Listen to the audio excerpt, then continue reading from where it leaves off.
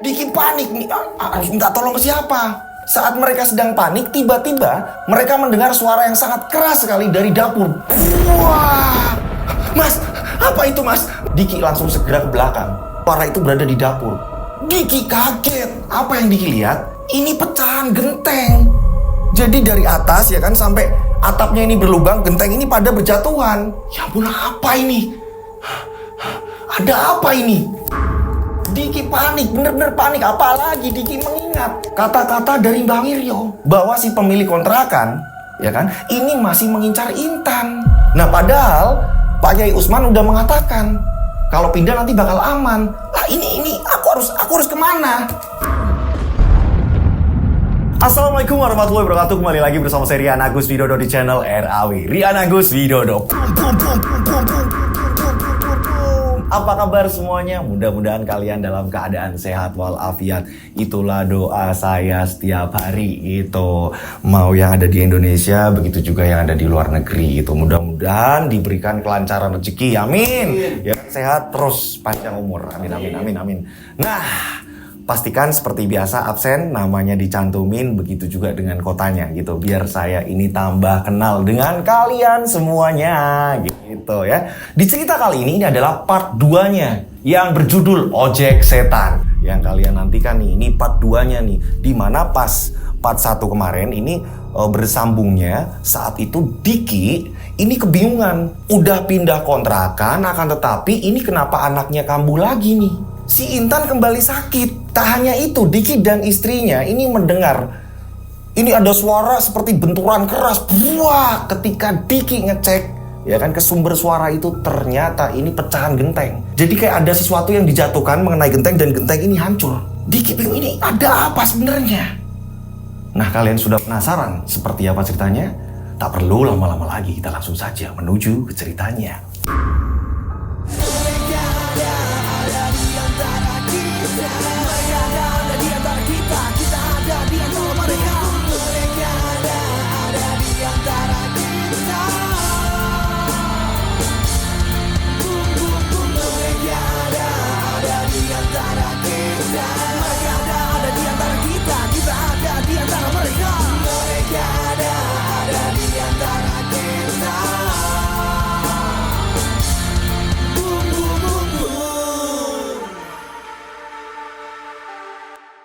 Dipastikan cerita ini memang sudah aman untuk dibawakan, nama tempat, lokasi, segala macam ini sudah aman gitu. Jadi ini sudah disamarkan semuanya gitu.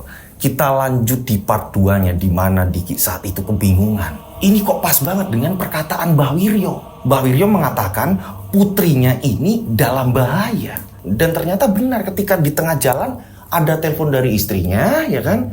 Diki yang sempat panik, istrinya mengatakan jika Intan ini kambuh lagi. Panik, apalagi setelah udah ngecek ada suara seperti itu. Nah, ini kok bener kata Mbak Wiryo. Diki pun langsung ngomong sama istrinya, "Dek, sabar, Mas nyari bantuan dulu. Mas nyari bantuan dulu. Mas, aku takut Mas, aku bingung Mas. Sebentar, Mas nyari bantuan dulu." Karena memang tengah malam bingung. Diki akhirnya ketok-ketok rumah warga. Warga pun bangun. Diki meminta tolong agar menemani istrinya. Diki sendiri ini mau ke tempatnya Pak Holil. Diki berharap Pak Holil ini nggak di luar kota karena sering pergi. Dan ketika Diki sampai di tempatnya Pak Holil, ini Diki lega, ada mobilnya Pak Holil. Diki ini sampai mencet bel berkali-kali. Diki sampai mencet bel berkali-kali. Dan tak lama kemudian ternyata bener Pak Holil ini keluar. "Ya siapa ya? Udah larut malam loh." Di depan gerbang Diki teriak-teriak, "Saya Pak, saya Diki." "Oh Diki, sebentar. Akhirnya Pak Holil pun langsung nyamperin Diki, membukakan gerbang. "Ada apa Diki, ada apa?" "Pak, maafin saya kalau saya ngerepotin lagi Pak." "Iya ada apa? Intan kambuh lagi Pak. Dan kali ini Pak, di rumah ada kejanggalan, ada serangan yang saya ini gak ngerti Pak. Genteng sampai pada berjatuhan. Atap ini bolong sampai Pak. Suaranya keras banget Pak. Tolong Pak, saya nggak ngerti lagi harus gimana lagi Pak." Nah Pak Holil justru malah di sini yang kelupaan. Ya ampun, saya ini yang kelupaan Mas Diki. Saya ini sempat dipesenin sama Pak Yai Usman. Beliau ini sempat bilang pada saya. Jadi saya sempat pernah ketemu, terus Pak Yai Usman ini bilang sama saya, "Pak Holil, nanti kabarin ya secepatnya alamat Diki yang baru. Dia tinggal di mana sekarang? Justru saya ini malah yang lupa Mas Diki. Maaf ya Mas Diki, saya ini banyak kerjaan. Ya udah Pak, bantuin saya harus gimana? Ya udah sebentar, saya ganti baju dulu, nanti kita ke tempat Pak Kiai Usman. Akhirnya Pak Holil pun ganti baju ya kan. Dan memang beliau ini sebenarnya udah istirahat tadi gitu kan. Langsung mengeluarkan mobil, mereka pun akhirnya jalan menuju ke Pak Kiai Usman. Setelah sampai di tempat Pak Kiai Usman, kebetulan Pak Kiai Usman ini ya kan, ini belum tidur. Dan Pak Holil pun ini salah satu orang kepercayaannya Pak Kiai Usman. Disitulah Pak Holil akhirnya ketok-ketok pintu. Dan ternyata bener, yang membukakan justru malah Pak Kiai Usman sendiri. Assalamualaikum, assalamualaikum. Dibukain, waalaikumsalam. Kalian ada apa? Pak, saya Diki Pak. Iya kamu? Gimana, ada apa? Nah, Diki menceritakan apa yang terjadi pada anaknya Diki dan serangan itu. Pak Kiai Usman ini justru malah mengatakan, loh, saya ini dari kemarin-kemarin kan sudah sempat ngomong sama Pak Holil, ya kan? Alamat tinggal Diki yang sekarang mana? Berikan kepada saya, biar saya nanti bisa mampir. Ini sampean malah lupa ya? Iya Pak, maafin saya Pak, soalnya banyak kerjaan. Pak Holil pun jawab seperti itu. Nah, Pak Kiai Usman akhirnya bergegas nih menuju ke kontrakannya Diki. Bareng nih mereka bertiga. Sesampainya di sana memang beberapa warga udah ada di situ juga. Pak Kiai Usman langsung berdoa sesampainya di sana. Setelah Intan didoakan, barulah Intan ini sudah tidak lagi menggigit lidahnya yang sudah disumpal menggunakan sendok yang sudah dilapisi kain. Intan ini tubuhnya melemas, ya kan, melemas. Dia sempat memanggil ibu, dia sempat memanggil bapaknya. Tak lama Intan ini tidur. Nah, Pak Kiai Usman, dia ini keliling rumah dan melihat pecahan genteng itu, dilihat sama Pak Kiai Usman. Pak Kiai Usman terus berdoa. Setelah selesai berdoa, Pak Kiai Usman ini pergi ke belakang kontrakan yang baru. Nah, Pak Kiai Usman ya kan ini sendirian nih. Semua pada ada di dalam rumah. Pak Kiai Usman ini malah ke belakang. Tak lama kemudian mereka semua mendengar, musnahlah. Pak Usman ini bilang sama si Diki, minta air putih. Diambilin sama Diki ya kan. Pak Kiai Usman ini sudah mendoakan air tersebut dan ditinggal di situ. Kata Pak Kiai Usman nanti dicampurkan kalau pas lagi maam atau apa segala macam. Yang jelas insya Allah aman. Kata Pak Usman seperti itu. Nah, Pak Kiai Usman seperti biasa. Ini ketika Diki ini mau memberikan sesuatu atau apa, Pak Kiai Usman ini nggak mau nerima. Pak Kiai Usman justru mengatakan, gini aja, nah Diki, kalau pas lagi ada waktu, mampir ke tempat Bapak, ngaji bareng. Di sana banyak anak-anak kok. Seumuran adik Diki juga ada. Ya, kalau ada waktu lah sempat-sempetin. Ya Pak Kiai Usman, saya terima kasih. Diki pun mengucapkan banyak terima kasih. Setelah itu Pak Kiai Usman pun pamit. Nah, singkat cerita Intan pun sembuh. Diki juga udah sempat membetulkan genteng-genteng yang pada jatuh. Nah, singkat cerita akhirnya tibalah hari di mana Diki harus ke kantor. Mendatangi panggilan gitu kan. Dari kantor udah mulai telepon nih gitu kan ya. Akhirnya Diki pun datang ke sana. Nah, setelah menjalani interview, udah dites segala macam, apalagi Diki ini udah pernah punya pengalaman kerja gitu. Ini yang membuat Diki ini diterima. Diki seneng banget. Dan Diki sudah bisa berangkat kerja berapa hari kemudian gitu. Nanti berangkat tanggal sekian-sekian ya, udah mulai berangkat. Iya Bu, terima kasih Bu. Diki pulang mengabarkan istrinya. Senang sekali istrinya. Singkat cerita berjalannya waktu, di mana Diki kerja di kantor itu, bosnya ini senang dengan apa yang dikerjakan Diki. Bosnya ini senang nyari orang kayak Diki, nggak ketemu-ketemu. Ketika pas Diki ke situ, wah ini pas. Seperti apa yang saya cari. Ini membuat Diki dipercaya bos. Apalagi dengan pengalaman Diki yang lumayan bagus. Singkat cerita berapa bulan kemudian gitu kan, Diki ini sepulang kerja nih. Pulang kerja, sampainya di rumah, udah dilayani sama Lilis. Setelah makan bareng segala macem, Lilis ini ngomong sama si Diki. Mas, aku mau ngasih tahu kamu Mas. Ngasih tahu apa sih? Jadi aku dapat kabar dari warga Mas. Katanya Bu Ratna, kamu masih ingat Bu Ratna Mas? Pemilik kontrakan itu Mas, pemilik kontrakan yang dulu kita tinggal di situ. Iya? Ada apa lagi dia? Bukan gitu Mas. Aku mau ngabarin, kata warga, Bu Ratna ini meninggal dunia Mas. Bu Ratna meninggal dunia. Tak hanya Bu Ratna Mas. Bu Ratna ini meninggal dengan suaminya Mas. Dan kontrakan itu sekarang sudah diambil alih lagi Mas. Entah itu saudaranya apa-apa. Innalillahi. Bu Ratna sama suaminya meninggal. Apa dia benar? Sudahlah. Yang penting Intan sekarang baik-baik saja dan aku sekarang udah diterima kerja. Udah nggak usah mikirin yang aneh-aneh. Lagian Pak Yai Usman sudah mengatakan kalau ini semua udah aman. Dah, yang penting kita berdua rajin ibadah, ya kan? Jangan sampai telat. Kita terus berdoa. Iya, Mas. Nah, berjalannya waktu, akhirnya ini Diki bisa menabung. Gitu, bisa menabung, hasilnya ini bisa disisihkan untuk kepentingan-kepentingan apa segala macem. Karena Diki ini semakin hari semakin dipercaya bosnya. Akhirnya Diki bisa membeli ini, itu. Yang dulunya memang bener-bener prihatin. Sampai Diki ngomong sama istrinya, kamu pengen apa lagi? Jawaban dari istrinya, aku pengen ada tabungan aja Mas, udah. Hidup prihatin aja. Aku seperti ini udah terima kasih banget Mas, udah seneng kok. Aku udah bersyukur. Inilah yang membuat Diki ini sayang banget sama anak dan istrinya. Nah, pada suatu ketika Diki ini ngomong sama istrinya, Dek, Mas mau ngomong sama kamu. Mas ini kadang belum pernah yang namanya bahagiain kamu.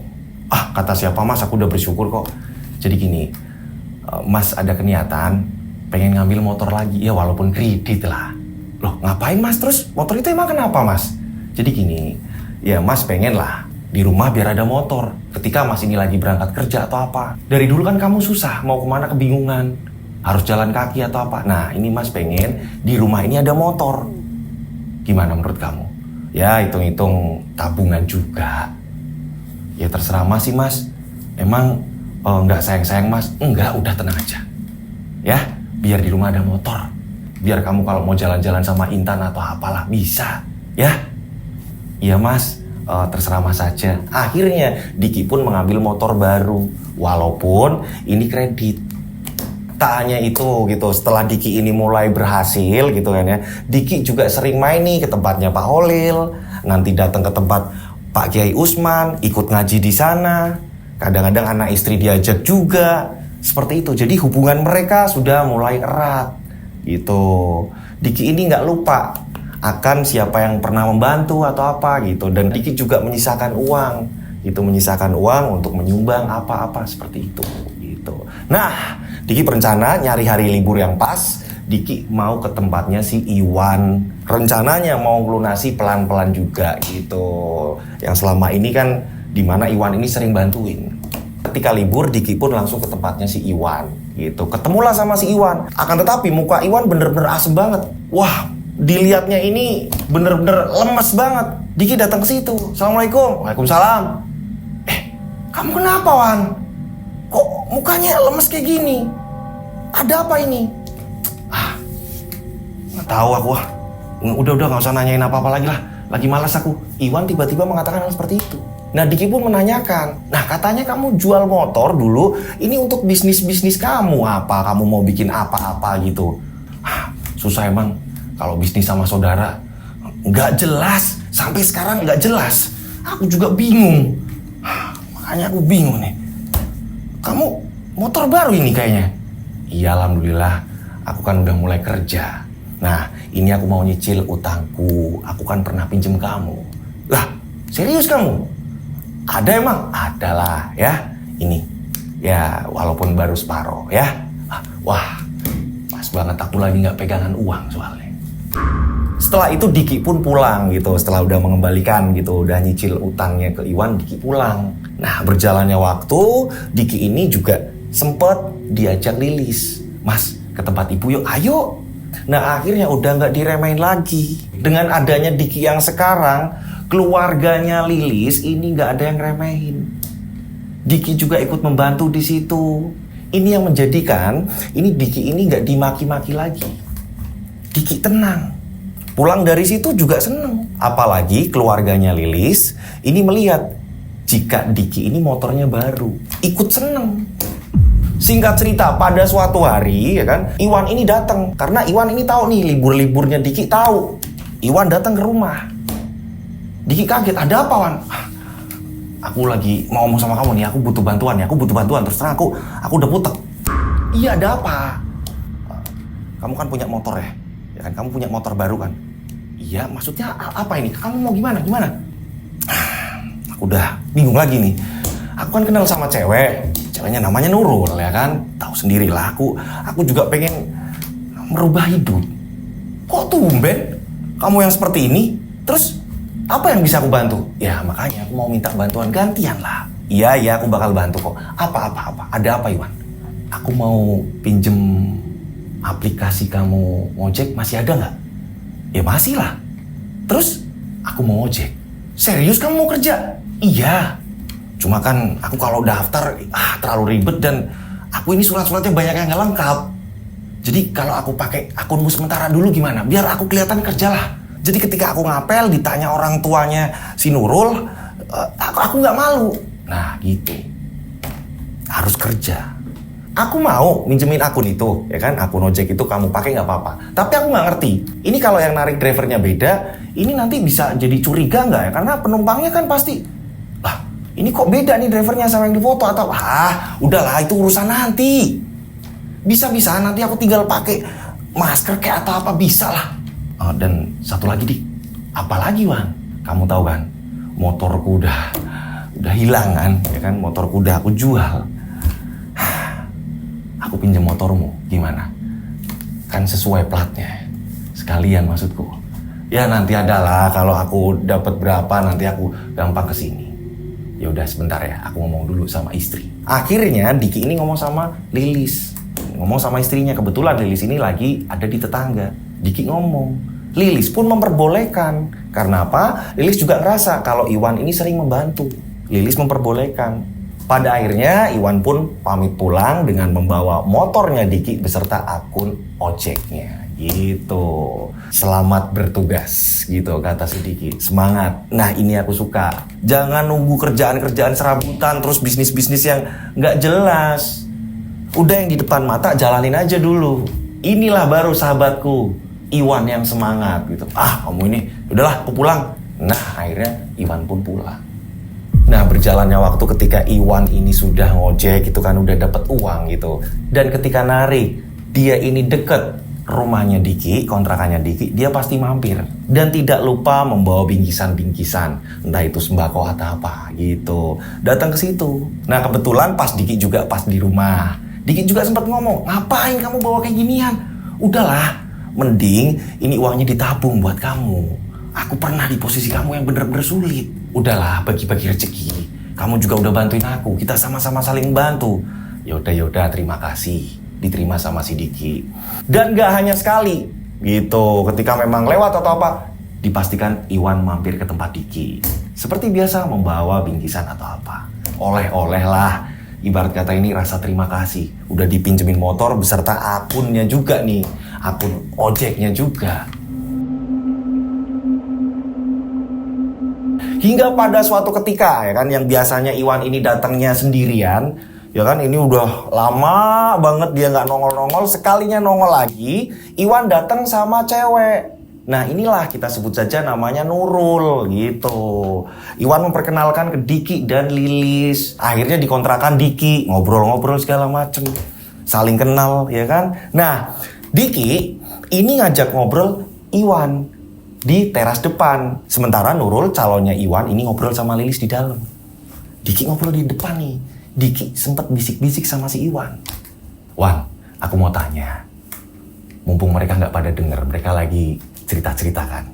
Aku mau tanya, ini kamu ngojek, ini keluarga si Nurul tahu nggak?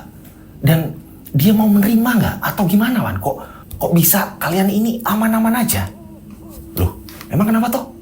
Ya nggak apa-apa lah. Keluarga Nurul menerima kok. Aku mau apa aja, yang penting ada kerjaan yang jelas. Nah, emang masalah? Loh, kamu tahu kan?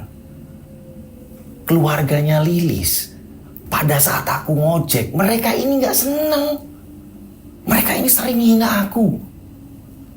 Nggak ada uangnya lah, apalah segala macam. Aku udah sering cerita ke kamu duluan. Oh, gitu. Ya kalau keluarganya Nurul sih aman. Nah harusnya bersyukur. Kamu harus semangat lagi. Siapa tahu dengan adanya kamu ngojek atau apa gitu kan ya, ini nanti bisa ketemu penumpang yang akhirnya membuka link lagi, kamu bisa dapat kerjaan apa. Iya kan? Nggak ada yang tahuan. Pokoknya semangat. Aku iri loh, beneran. Dulu, wah, aku dihina sama keluarganya Lilis. Udah, lupakan, ya kan? Yang penting kan sekarang, alhamdulillah aku juga udah dapat kerjaan. Dan kerjaan itu yang memang dari dulu aku pengen. Ya, jadi sekarang gantian kamu yang harus semangat. Berjalan waktu, Diki ini karena udah dipercaya sama orang kantor, dipercaya sama bos, dengan adanya Diki kerja di situ, menjadikan perusahaan ini tambah naik gitu kan. Diki mendapatkan bonus-bonus gitu. Wah, seneng Diki. Gitu. Akhirnya Diki ini bisa membeli apapun lagi, ditambah lagi yang dia pengen apa. Dia pengen membahagiakan istri apa, diajak pergi kemana, jalan-jalan. Kehidupan mereka ini benar-benar berangsur pulih. Dari mereka prihatin atau apa segala macam, mereka ini rela kadang-kadang nahan lapar atau apa segala macam. Sekarang sudah berbalik, lebih baik. Diki ini kan cerita-cerita sama si Lilis ya kan, setiap mau tidur, mau apa gitu kan cerita, deh aku seneng banget. Sekarang aku naik jabatan seperti ini berkat doa kamu juga, berkat doa si Intan juga gitu kan. Nah, Lilis juga ngomong, ya mas kapan-kapan kalau libur gantian mas ke tempatmu. Lah, ke tempatku mau ketemu siapa? Kamu tahu sendiri kan, bapak ibuku udah nggak ada. Adanya cuma mbak udah nikah sama suaminya, kadang-kadang juga sibuk. Ya pokoknya kesana lah mas, kan udah mulai jarang kesana. Dulu iya sering, tapi kan sekarang udah enggak. Ya wes, nanti kita kesana. Nah nanti kalau habis dari sana gantian mas ke tempatku gitu mas, maksudku. Akhirnya Diki pun mengiyakan. Ketika hari libur, Diki datang ke kampungnya Diki, yang memang agak jauhan. Gitu ya kan, udah ketemu saudaranya Diki gitu kan ya. Akhirnya liburan selanjutnya datang ke tempat orang tuanya si Lilis. Seperti biasa berbagi di situ. Ini Diki lebih tenang dengan kondisi yang sekarang. Nah pada saat di rumah orang tua Lilis gitu kan ya, setelah ngobrol-ngobrol, ini tiba-tiba kakaknya Lilis ya kan, yang namanya Mas Yatno gitu kan, ini ngomong sama si Lilis, Lis aku mau ngomong sama kamu bisa nggak? Tapi kalau bisa sih ada suamimu sekalian. Oh bisa mas, bentar aku tak ngomong. Bentar mas, aku tak manggil mas Diki. Nah kebetulan Diki lagi di luar, dipanggil akhirnya. Ngobrol di ruang tamu. Ada apa mas? Diki bingung juga kan. Jadi gini, aku udah senang lihat kalian semakin hari, kalian semakin sukses. Sekarang ini malah giliran aku. Ibu udah cerita belum Lis? Belum kok mas, ibu gak cerita apa-apa. Iya, jadi mas lagi kacau nih kondisinya. Motor mas aja sampai tak sekolahin. Nah mas ini bingung. Kalau kerja ini suka ngangkut, kadang nebeng siapa.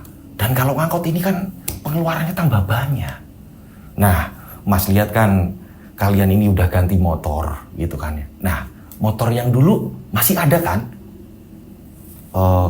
Masih mas. Jadi gini Diki, gimana kalau mas pinjem motormu yang lama? Ya nanti kalau mas udah bisa nebus motor mas, nanti motornya diambil lagi juga nggak apa-apa. Saat ini mas memang butuh kendaraan untuk bolak-balik kerja. Tolonglah Dik, ya. Jadi gini mas, bukannya Diki ini nggak mau minjemi mas, tapi kebetulan motor itu sedang dipakai temannya Diki mas. Sedang dipakai teman saya mas. Nah teman saya itu dulu sering bantu saya. Saya nggak enak kalau nggak minjemin, gitu. Lah nanti gini aja. Saya coba ngubungin teman saya, barangkali dia ini juga udah bisa beli motor atau apa ya kan, atau mungkin dia bisa dapat pinjaman yang lain atau apa, nanti saya ambil, nanti baru saya taruh di sini mas. Ah serius Ki? Iyo mas, tapi sabar, saya tanya teman saya dulu, karena juga udah lama banget nih dia biasanya sering main, sekarang udah jarang, makanya nanti coba saya tanyain mas, ya. Pokoknya boleh kok mas, saya boleh kok. Ah, makasih Ki, seneng nih. Yatno seneng. Dulu Yatno ini udah pernah maki-maki Diki. Kini giliran Diki yang berada di atas. Yatno sebagai kakak ipar gitu kan ya. Ini malu gitu. Ini yang membuat Diki ini juga wah seneng. Dengan kondisi yang sekarang nih udah gak diremehin lagi. Bahkan malah kakak ipar yang pernah ngomongin Diki inilah itulah apa segala macam. Sekarang sampai udah minta tolong ke Diki. Nah singkat cerita setelah sampainya di rumah, Diki ini mencoba untuk telepon Iwan. Ya kan, ini mau menanyakan motornya gimana, apa masih dipakai buat ngojek atau apa, karena memang Mas Yatno juga lagi butuh gitu kan. Diki telepon Iwan, akan tetapi nomor Iwan malah nggak aktif. Nah, karena besok paginya ini Diki juga harus kerja, banyak kerjaan yang padat banget. Ini Diki berpikir, nanti aja lah. Nanti kalau pas aku libur, aku datang ke tempat Iwan, menanyakan gimana nih motor gitu. Nanti gampang aku telepon lagi lah. Nah, berapa hari kemudian, ternyata kantor Diki ini mengadakan rapat. Akan tetapi rapatnya ini justru malah di rumah makan. Ada meeting sekalian makan siang. Nah, akhirnya meeting pun selesai gitu. Dan di situ diinfokan, setelah meeting selesai ini bisa boleh langsung pulang gitu. Karena akan ada aktivitas besok yang memang akan menguras tenaga gitu. Si Diki pun seneng, aku bisa cepet-cepet pulang nih gitu kan. Nah, saat itu semua pada bubar. Diki ini mau jalan ke parkiran, ya kan? Dia mau jalan ke parkiran, tiba-tiba matanya tertuju, ini di meja seberang, di rumah makan itu juga, Diki melihat di situ Nurul sedang mesra-mesraan dengan laki-laki lain. Lah, bukannya itu Nurul? Diki kembali mengamati. Lah, iya itu Nurul. Nurul calonnya Iwan. Kenapa sama laki-laki lain? Ya, ini Iwan harus tahu ini. Nah, Diki langsung telepon Iwan. Akan tetapi nomor Iwan ini tetap nggak aktif. Ini bocah kemana sih? Kenapa sih nggak aktif kayak gini? Mumpung aku pulang cepet, aku harus ke tempat Iwan. Iwan harus tahu ini. Kalau aku nyamperin Nurul juga percuma. Udahlah, aku mending ke tempat Iwan. Nah, akhirnya Diki memutuskan nih untuk ke rumahnya Iwan. Padahal dia udah seneng nih. Wah, pengen cepet-cepet ke rumah ya kan. Mumpung pulang cepet, pengen ngajak jalan-jalan keluarga gitu kan ya. Akan tetapi ya kan, gara-gara melihat Nurul bersama laki-laki lain, ini membuat Diki pengen langsung ke tempatnya Iwan. Sesampainya di rumah Iwan ini justru malah tutupan. Ini pada kemana sih? Diketok-ketok sama si Diki. Assalamualaikum. Dek. Wan, Bu, Pak, kok sepi? Tak lama kemudian tetangga datang. Mas nyari Mas Iwan ya, Mas? Iya, Bu. Iwan dan keluarga pada kemana ya, Bu? Kok tutupan seperti ini, Bu? Oh, jadi Mas Iwan ini katanya dirawat di rumah sakit, Mas. Hah? Rumah sakit, Bu? Iya, Mas. Saya sendiri juga kurang paham. Yang jelas, setahu saya, itu ada petugas datang, Mas. Petugas datang mengabarkan bahwa Mas Iwan ini dirawat di rumah sakit kota ini, Mas. Lah, kok jauh banget dari sini? Ya kurang lebih berapa hari yang lalu, Mas. Terus bapak ibunya juga sempat mesenin ke saya, kalau ada tamu bilang aja di rumah sakit ini. Bu, Iwan itu sakit apa atau kecelakaan atau apa gimana? Wah, saya kurang tahu, Mas. Oh ya udah, ya Ibu ya. Nah, Diki ini akhirnya telepon si Lilis. Dia izin mau ke rumah sakit. Lilis kaget mendengar jika Iwan ini dirawat di rumah sakit. Lilis juga tanya, sakit apa, Mas? Mas aja nggak ngerti. Kata tetangga udah berapa hari ini. Yang datang malah petugas, makanya Mas bingung. Pantes aja dihubungin ini nggak aktif. Ya ini Mas ngasih tahu, barangkali Mas ini pulangnya kemalaman atau apa ya. Ya Mas, hati-hati Mas. Semoga Mas Iwan cepat sembuh, Mas. Yo. Akhirnya Diki langsung menuju kota itu yang memang sebenarnya agak jauhan. Sepanjang perjalanan Diki juga mikir, ini kok bisa di rumah sakit yang jauh? Ini ada apa? Sakitnya apa ini si Iwan? Dan kenapa ada apa? Di pikiran Diki udah macam-macam. Aduh, kecelakaan, jangan-jangan. Aduh, atau jangan-jangan kenapa-napa nih. Nah, pikiran Diki udah kacau. Buru-buru pengen cepet sampai. Sesampainya di rumah sakit itu langsung cari kamarnya si Iwan. Ketemulah di situ. Diki kaget. Iwan ini kondisinya dalam keadaan tak sadarkan diri. Udah diinfus. Akhirnya Diki pun menanyakan kepada orang tua Iwan. Nah, ibunya Iwan hanya menangis. Di sini yang bisa menjelaskan ini bapaknya Iwan. Nah, Diki, sahabat kamu nih, bapak juga nggak ngerti. Ini kemarin kok ada kejadian aneh. Kejadian aneh gimana, Pak? Awalnya gimana? Akhirnya bapaknya Iwan cerita. Jadi, ya berapa hari yang lalu lah, ini ada petugas datang. Mengatakan apa benar di sini rumahnya Iwan, menanyakan ini. Saya jawab iya. Ada apa, Pak? Bapak kan bingung, Dik. Petugas itu bilang jika Iwan ini di rumah sakit. Bapak kaget. Petugas itu mengatakan jika Iwan ditemukan oleh warga dalam keadaan tidak sadarkan diri dan posisinya berada di makam keramat. Hah? Yang benar, Pak? Iya, makanya Bapak bingung. Ini ada apa? Makanya dibawa ke rumah sakit ini karena ini yang terdekat. Untungnya identitas dia ini ada semua di dompet. Terus motor kamu sekarang ini sedang di petugas. Karena memang Iwan ini tidak sadarkan diri, langsung dibawa ke sini. Bapak ini bingung, ini kenapa? Sampai sekarang belum sadar. Terus kata dokter apa, Pak? Dokter bilang, ini setelah diperiksa, ini gak ada penyakit apa-apa di tubuh Iwan. Tapi kondisi Iwan seperti ini. Dan kok aneh ya, ditemuin kok di makam keramat. Jadi Bapak juga udah nyuruh saudara untuk manggilin orang pinter. Namanya Mbah Wiryo. Yo, seringlah kami ini minta bantuan. Akan tetapi pas saudara ini datang ke tempatnya Mbah Wiryo ini gak di rumah. Kata tetangganya lagi ada pasien atau apa, lagi keluar atau apa. Dan akhirnya pulang lagi saudara ngabarin sini. Bapak ini jadi lemes. Bingung, mau minta tolong siapa, bingung Bapak. Dan paling hanya nunggu Mbah Wiryo kapan pulang, dan pulangnya juga gak ngerti. Ini nunggu, ya dokter apalagi lah nanti gimana kabar selanjutnya, Wiryo ini bakal gimana, Bapak nggak ngerti, bingung Bapak ini. Diki kurang puasnya ini langsung tanya sama perawat, dan perawat juga mengatakan hasil pemeriksaan Iwan ini dalam baik-baik saja, nggak ada penyakit yang membahayakan atau apa. Sampai dokter bingung. Nah singkat cerita ini sampai maghrib nih, Diki ini akhirnya sholat maghrib, setelah itu ngomong sama bapaknya Iwan. Gini Pak, saya ikut prihatin, apalagi Iwan ini kan sahabat saya nih Pak. Jadi gini Pak, saya ini kan ada guru ngaji Pak, namanya Pak Kiai Usman. Nah Pak Kiai Usman ini juga sering membantu saya Pak. Dulu anak saya ini sering namanya kesurupan lah apa segala macam. Alhamdulillah dibantu Pak Usman, akhirnya anak saya sembuh. Siapa tahu Iwan jadi siuman dan sembuh Pak. Iya nak Diki, nggak apa-apa, terima kasih Bapak. Bapak malah yang ucap terima kasih loh. Kami ini bingung, mau ngapa-ngapain kami bingung. Sedangkan kami ini orang nggak punya pas-pasan kayak gini. Kami bingung. Udah Pak tenang, masalah biaya atau apa, nanti saya bakalan bantu. Diki udah mikir nih, ini kalau aku bolak-balik sampai rumah, terus manggil Pak Kiai Usman dulu, ini terlalu lama. Apa aku coba telepon Pak Holil ya? Tapi ngerepotin nggak ya? Bismillah lah. Niatnya kan aku mau bantu. Niatnya aku mau bantu teman biar dia ini sembuh. Diki akhirnya telepon Pak Holil. Telepon Pak Holil, kebetulan Pak Holil ini sedang di jalan.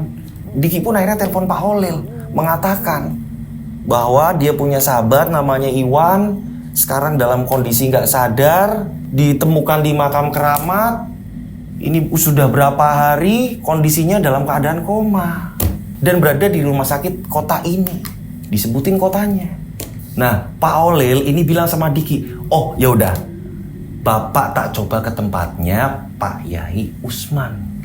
Kamu tenang, jangan khawatir ya, jangan panik seperti itu. Pak, tapi maaf Pak, saya jadi ngerepotin kayak gini. Udah nggak apa-apa.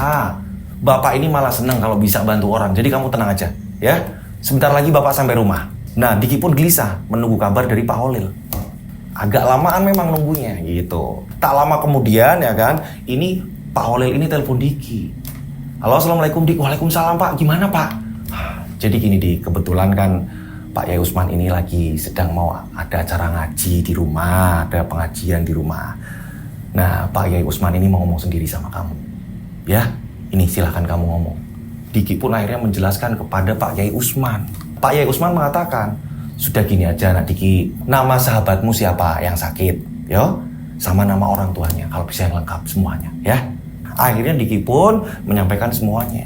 Pak Kiai Usman pun menenangkan Diki. Udah kamu tenang aja. Ini kebetulan kan lagi mau pada ngaji. Yo, udah kamu tenang. Iya Pak, terima kasih Pak. Tapi Diki nggak ngerti nih. Ini nanti datang ke sini apa gimana ya? Diki lagi bingung. Dan ternyata Pak Holil ini datang tengah malam.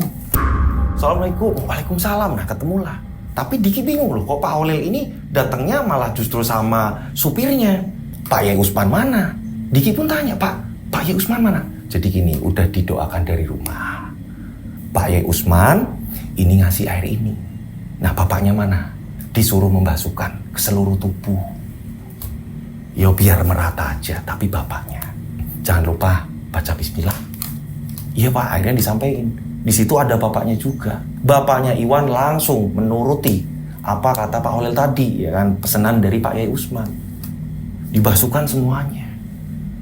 Semua berdoa. agar Iwan ini siuman. Nah, kurang lebih ini setengah jam kemudian, ini tiba-tiba Iwan tersedak. Dia sempat batuk. Iwan, nak. Wan. Iwan mulai sadar, mulai membuka matanya. Akan tetapi kondisinya masih lemah. Iwan ini udah mulai ngerti satu persatu. Akan tetapi, ini ngomongnya, ini masih lemas. Mulai ngeh nih. Mulai tahu bapak. Ada Diki juga di situ. Ada ibunya. Iwan mulai ngerti satu persatu. Nah, Pak Olel pun bilang, udah mending istirahat aja dulu. Atau panggil perawat. Biar perawat tahu kondisi sekarang bagaimana. Nah, akhirnya dipanggilin perawat. Mereka sempat akhirnya keluar. Nah, Diki pun sempat ngomong sama bapaknya Iwan. Pak, masalah pembayaran rumah sakit ini gampang, Pak. Nanti saya minta nomor rekening saja ya kan. Atau mungkin kakaknya Iwan atau siapa. Atau saudaranya. Atau mungkin kalau bapak ada, ya monggo silakan. Nanti gampang saya transfer, Pak. Saya minta nomor aja yang bisa dihubungi. Selain nomornya Iwan, Pak. Iya, ini nomor ini. Ini nomor kakak. Dikasih nomor kakaknya. Nah, setelah itu Diki pun pamit. Karena Diki memang besoknya lagi kan harus kerja gitu kan. Dan memang masih banyak kerjaan yang padat. Diki juga akhirnya nggak jadi ngomong masalah si Nurul dengan laki-laki lain gitu kan. Nggak mau bebani orang tua juga. Nggak mau bebani orang tua Iwan juga. Udahlah, gampang lah nanti. Akhirnya Diki, Pak Holil pun pulang. Diki mengendarai motor, Pak Holil dan supirnya naik mobil. Nah, sepanjang jalan ini Diki ini penasaran. Ini sebenarnya Iwan kenapa? Dan ketika tanya Pak Olel ya kan, karena Pak Olel udah ketemu Pak Kiai Usman gitu kan ya, ini gak mengatakan apa-apa, hanya menyuruh membasuh air dari Pak Kiai Usman. Mudah-mudahan Iwan cepet pulihan lah. Nah, akhirnya pulang.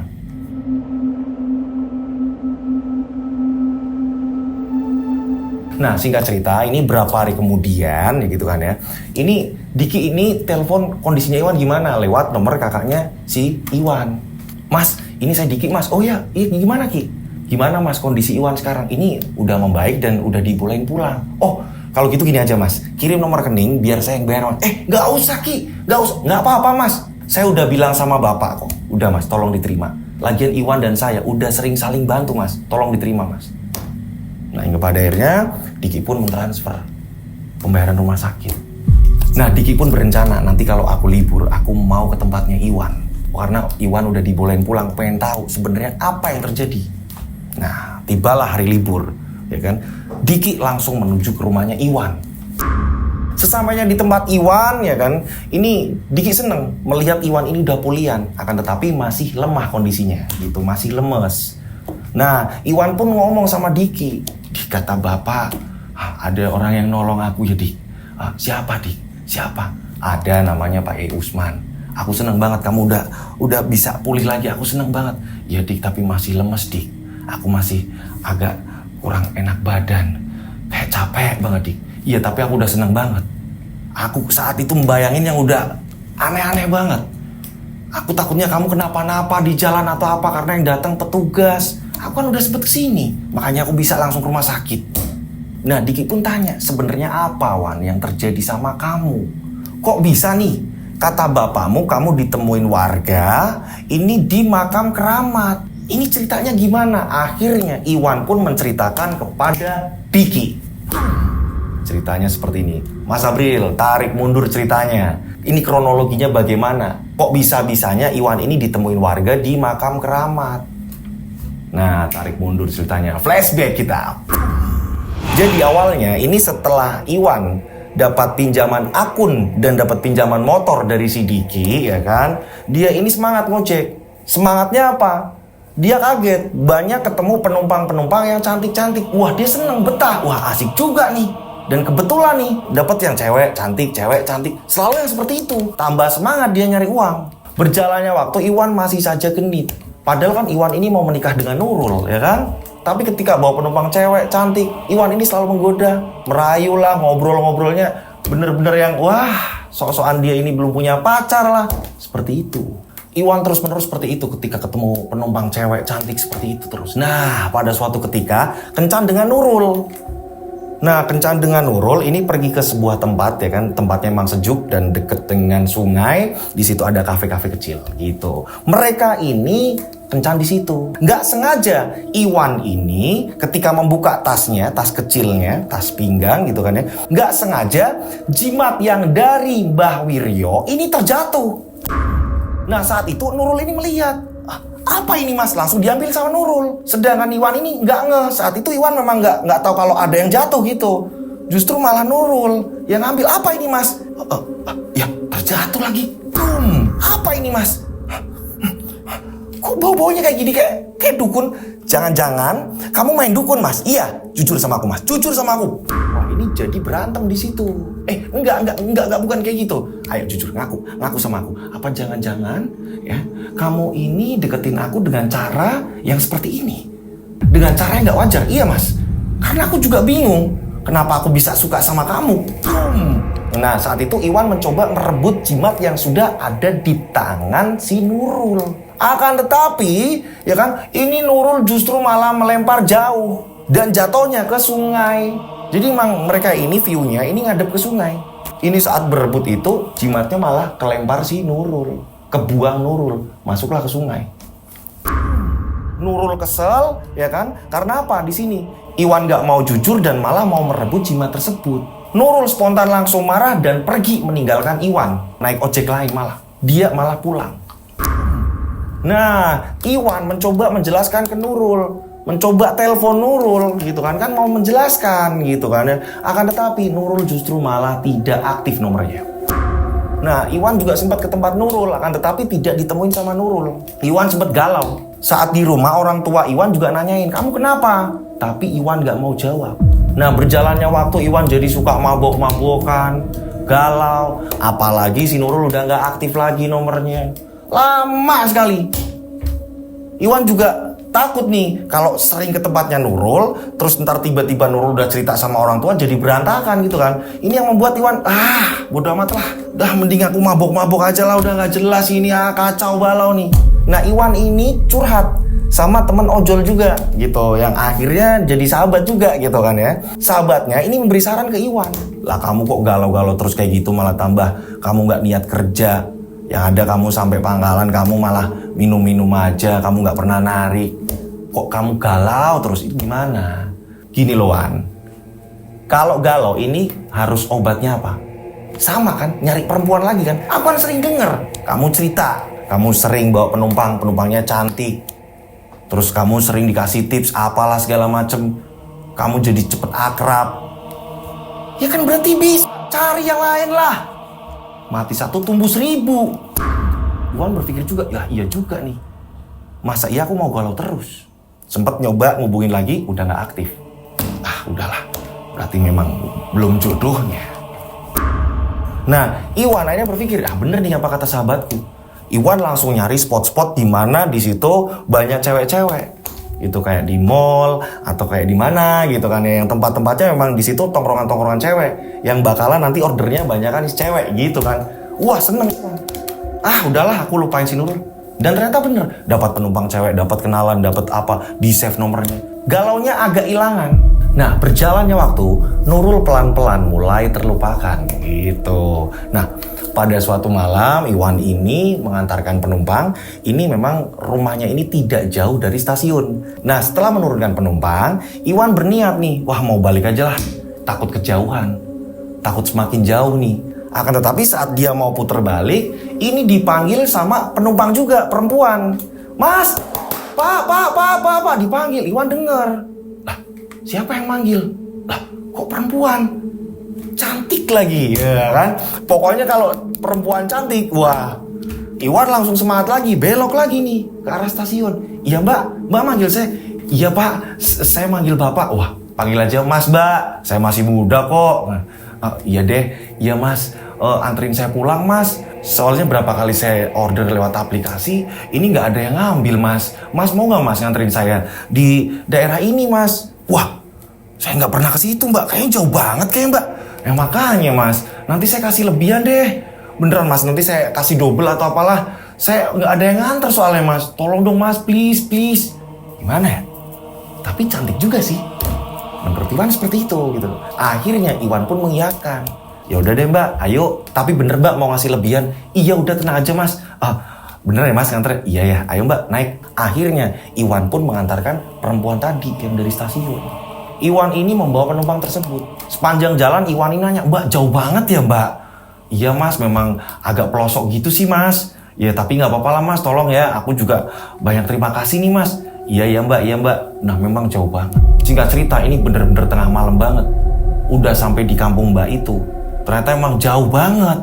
Dan mbak itu ngasih uang juga sesuai janji. Setelah dikasih uang double gitu kan ya, Iwan juga sempat berpikir ini baliknya gimana. Udah jelas-jelas gak ada penumpang dan harus lewat jalur yang tadi lagi. Apa aku nyari jalur yang lebih cepat lagi, ada gak ya?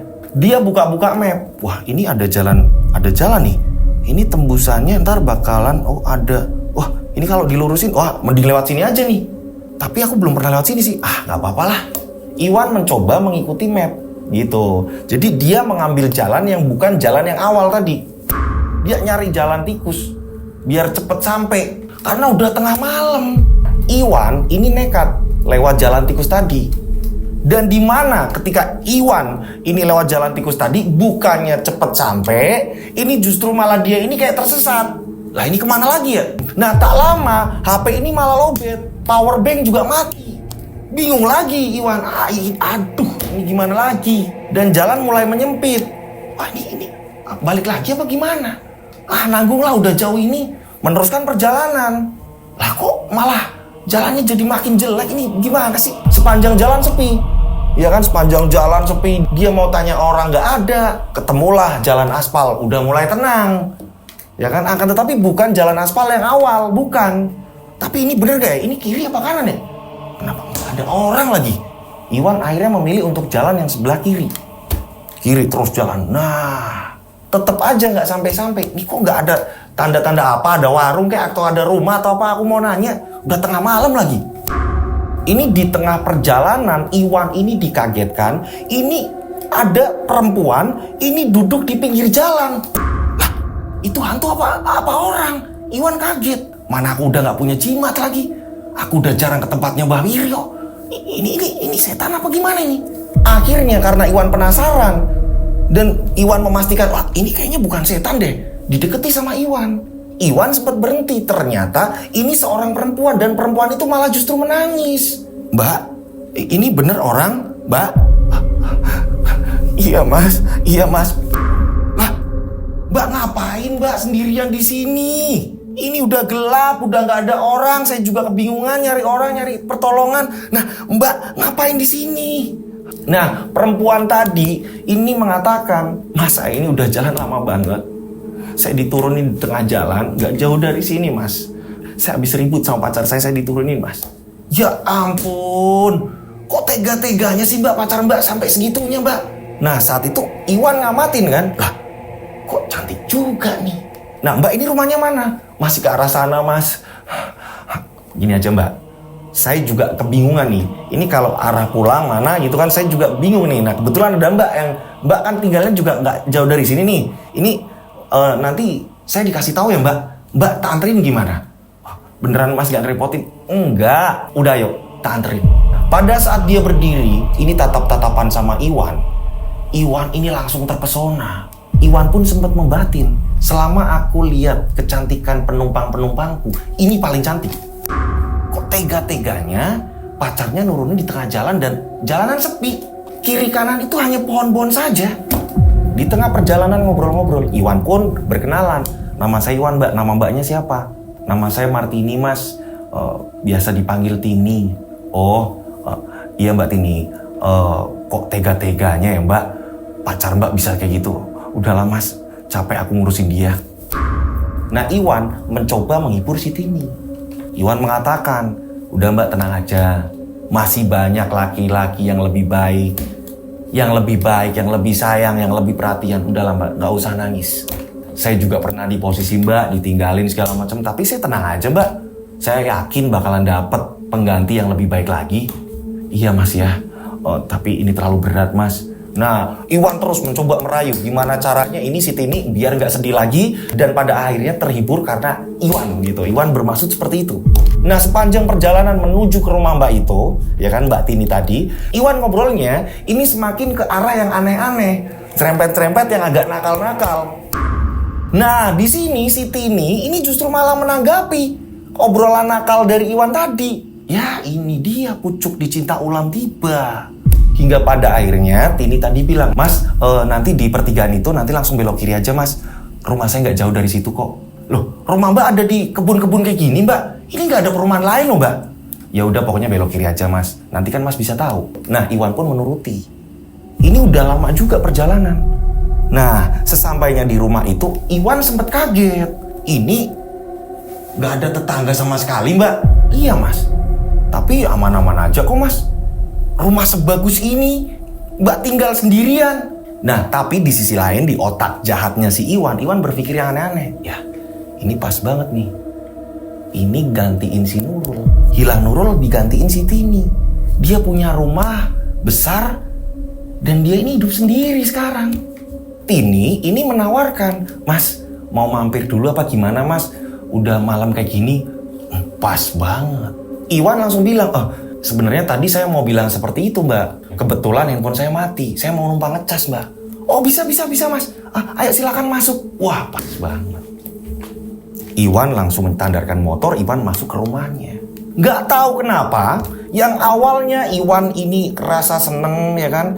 Ini melihat cewek cantik, sendirian, di situ rumahnya besar. Ketika sudah masuk ke rumah itu, Iwan merasakan hawa yang sangat beda sekali.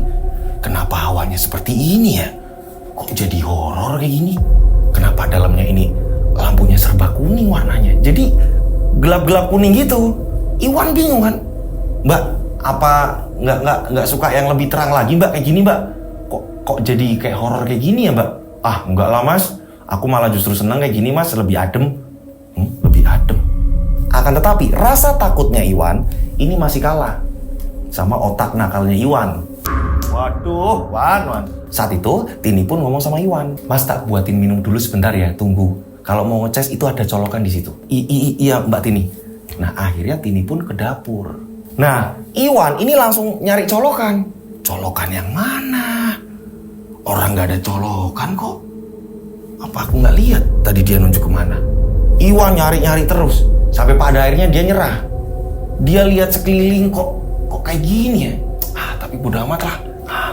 Tapi kok ada yang aneh yo. Udahlah, tungguin aja lah. Nanti aku tanya lagi di mana colokannya. Nah, Iwan ini lama-lama gelisah. Gelisahnya kenapa? Ini kok lama banget dia bikin minum. Ini bikin minum beneran apa gimana sih? Apa dia mandi atau gimana? Iya, jangan-jangan dia mandi. Iwan udah mulai kacau lagi nih pikiran. Saat itu, Iwan memberanikan diri. Penasaran sih, ya kan? Ini bikin minum kok lama banget gak nongol-nongol. Dan gak ada suara apapun. Hingga pada akhirnya, Iwan memberanikan diri untuk menuju ke dapur. Nah, semakin masuk ke ruang tengah menuju ke dapur, ini justru malah ruangan ini tambah gelap. Kok suka yang gelap-gelap kayak gini sih? Hingga pada akhirnya, ini udah mau mendekati dapur, Iwan mendengar suara adukan gelas. Klenting, klenting, klenting, klenting, klenting. Oh, iya bener. Apa tadi mungkin ngerebus air dulu atau gimana? Mungkin seperti itu pikiran Iwan. Iwan pun mendekat. Dan pada saat itu Iwan lega. Dia sedang membelakangi Iwan, dia sedang ngaduk gelas, ngaduk minuman. Itu. Nah, Iwan ini manggil, "Mbak Tini, berapa panggilan?" Ini nggak nyaut-nyaut. Iwan semakin mendekat. Mbak Tini. Saat itu juga Iwan mendengar balasan, "Iya, Mas." Kok suaranya mulai beda? Kok suaranya aneh? "Tini?" Nah, saat itu juga Tini langsung membalikkan badan.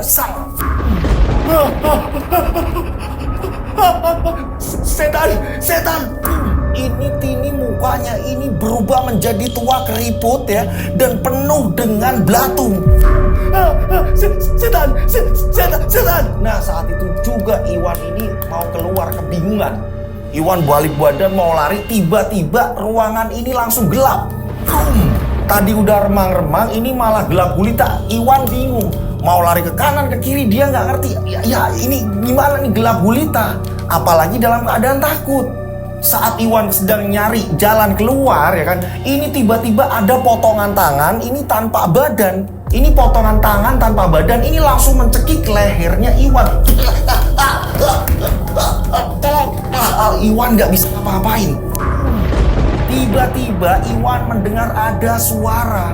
Dan ini suaranya sudah bukan Tini lagi, melainkan suara nenek-nenek yang udah tua banget.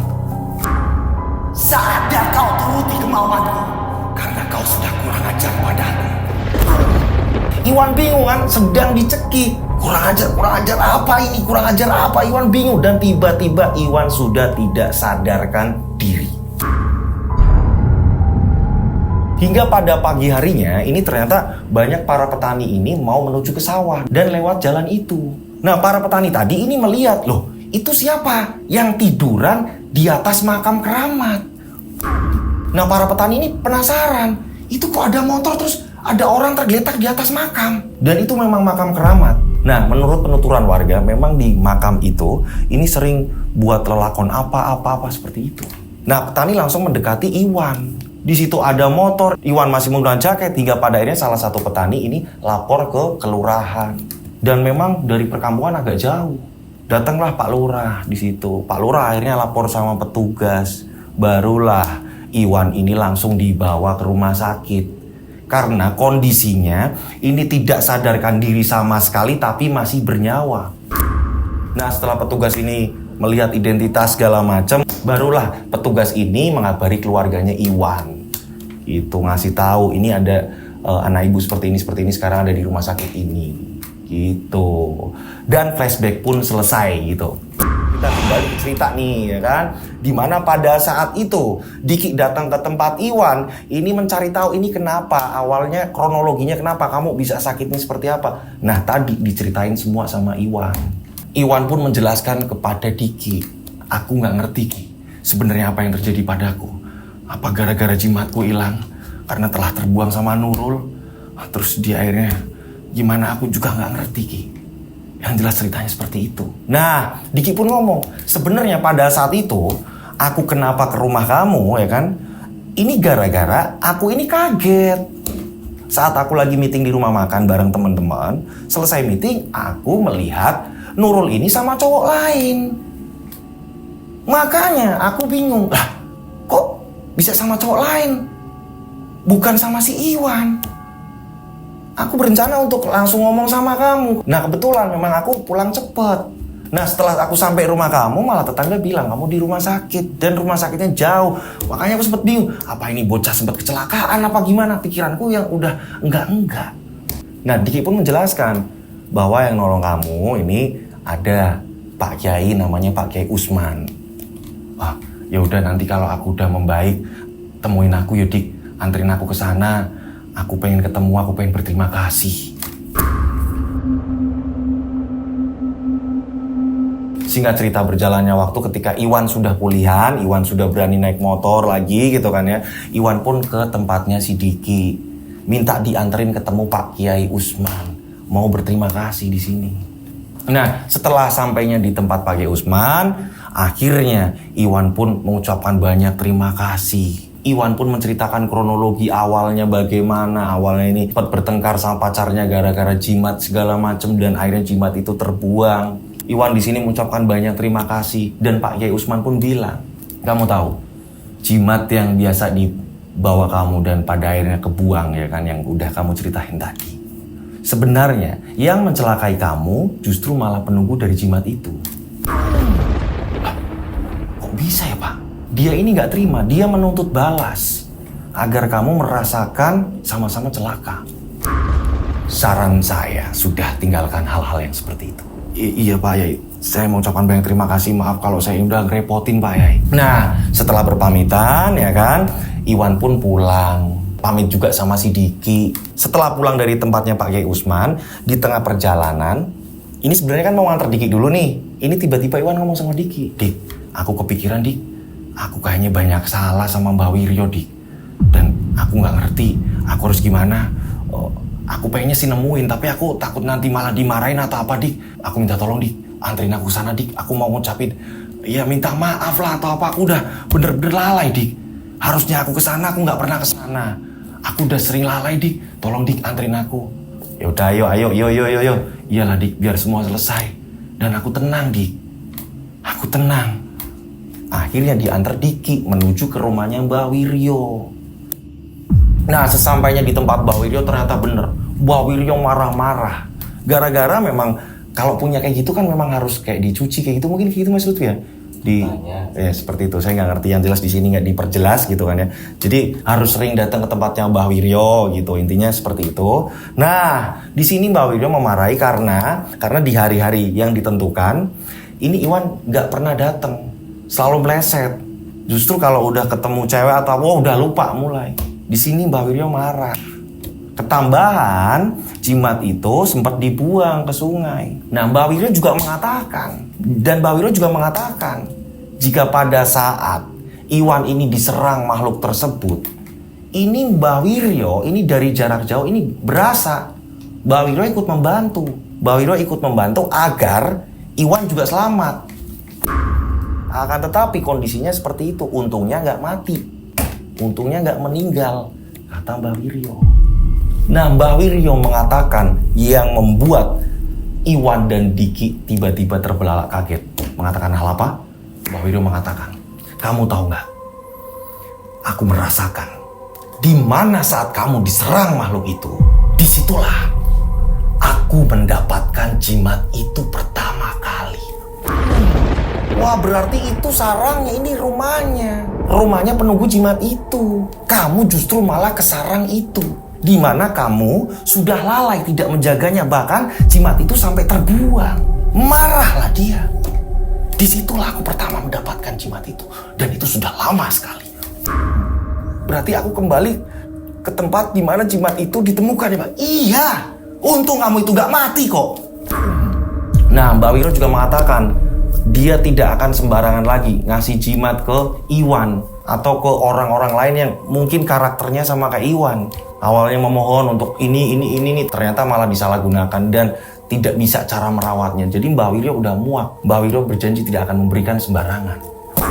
Nah, Iwan pun berkali-kali minta maaf, tidak akan mengulang lagi. Setelah itu Iwan pun berpamitan. Nah, hingga pada akhirnya setelah sampai rumah, Iwan pun ngomong sama Diki. Nah, Diki pun membahas motornya gitu. Diki ngomong sama si Iwan bahwa motornya mau dipakai sama kakak iparnya. Iwan pun mengiyakan, monggo Ki, silahkan Ki, kalau mau diambil. Pagi harinya Iwan diantar sama kakaknya, sama-sama bawa motor. Ini nganterin motor ke tempatnya Diki. Iwan pun memulangkan semuanya, kayak akun ojek gitu. Iwan juga ngomong sama Diki, kalau ada kerjaan tolong kabari aku ya. Aku pengen kerja, aku pengen jadi orang yang bener. Aku gak mau yang aneh-aneh lagi. Iwan akhirnya tersadar gitu. Dan akhirnya cerita pun selesai gitu. Ini langsung part 2 saya hajar habis gitu ya kan. Akhirnya cerita pun selesai, sangat menarik sekali. Nah, maaf ya dari tadi saya pakai kacamata karena pas saya lihat udah diedit hasilnya, wah kok bagus juga nih, keren juga nih gitu kan. Udah lama gak pakai kacamata. Ya karena mungkin iritasi kena debu di jalan seperti itu ya. Akhirnya selesai juga. Saya mengucapkan banyak terima kasih buat pengirim cerita. Mohon maaf kalau ada salah-salah kata dalam saya bercerita gitu. Ini ceritanya keren banget. Keren. Nantikan episode-episode yang lebih horor lagi, yang lebih mencekam lagi gitu. Masih banyak sekali yang harus saya hafalkan dan saya harus syuting lagi untuk tayangan Rian Agus Widodo gitu ya. Buat teman-teman di rumah yang punya pengalaman misteri, horor atau apa yang pengen dibagikan, monggo silakan. Caranya gampang. Ini ada salah satu contoh kiriman cerita yang mudah dihafal. Dikirim per paragraf atau per kalimat. Cara ngetiknya seperti ini. Nama yang mau disamarkan jelas gitu ya. Kronologi awalnya seperti apa? Teror hantunya seperti apa, bentuk hantunya seperti apa. Jadi ketika saya menerangkan ini saya jelas gitu, saya paham gitu. Nah, penyelesaiannya seperti apa? Jelas. Dikirimnya hampir seperti ini ya. Urut ke bawah gitu ya, setiap satu ketikan gitu dikirim per paragraf atau per kalimat. Seperti itu. Jangan diketik nggak ada titik koma, saya bingung menghafalnya gitu ya. Kirimnya kemana? Kalian bisa kirim ke DM Instagram saya @dodosinjo, ini Instagram saya. Oke, monggo silakan di follow ya. Nanti akan saya follow back. Nah, atau kalian bisa kirim ke nomor WhatsApp saya. Ini nomor WhatsApp-nya. 085870433336, 3-nya 4 kali. Saya ulang, 085870433336, 3-nya 4 kali. Ya.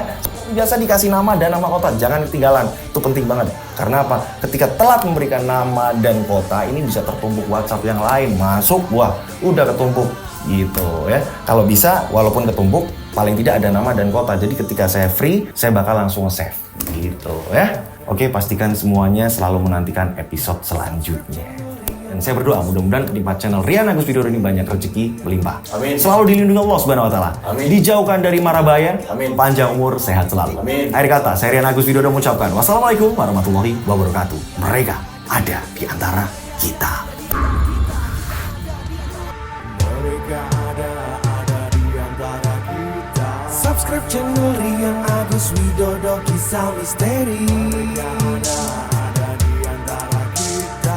Nyalakan lonceng, notif, tinggalkan komen, share. Mereka ada di antara kita. Mereka ada di antara kita. Kita ada di antara mereka.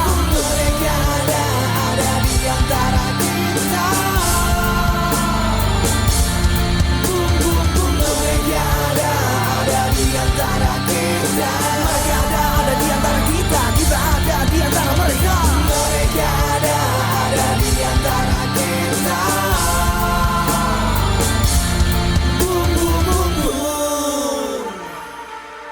Mereka ada di antara kita. Subscribe channel Rian Agus Widodo, kisah misteri.